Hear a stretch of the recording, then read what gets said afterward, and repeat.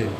আজকে আমরা প্রথমতলা পিএসের স্টাফ, প্রথমতলা পিএসের আন্ডারে একটা রানীবাড়ি এসপি ক্যাম্প আছে, এসপি ক্যাম্পের স্টাফ 97 ব্যাটালিয়ন বিএসএফ তাদের আমরা সবাই একটা জয়েন্ট কম্বিনেশনে একটা পেট্রোলিং গিয়েছি আমরা বর্ডারের লাইনে।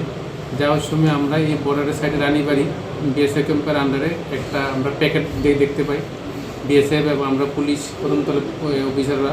তারপর এটা আমরা তাদের সামনে খোলার পর আমরা এটার মধ্যে অনেকগুলি ইয়াবা টাইপের আমরা পাইছি। তারপরে আমাদের যে ল প্রসিডিওরে এগুলো সিজ করা হয়েছে, সিজ করে আমরা এগুলো এখন থানাতে আমরা নিয়ে আসি। এগুলো আমরা খুললাম, মোট 50টা প্যাকেট পাইছি নীল এবং কালো কালারের।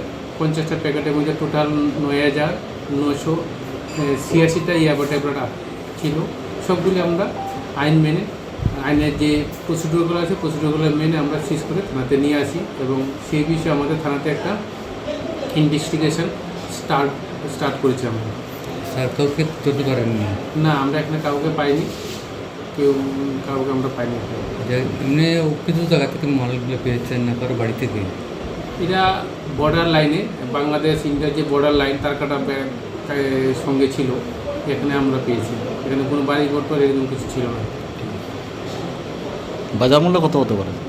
দেখুন, এগুলি তো আর খোলা মার্কেটে বিক্রি হয় না, এগুলি কালো মার্কেটে বিক্রি হয়।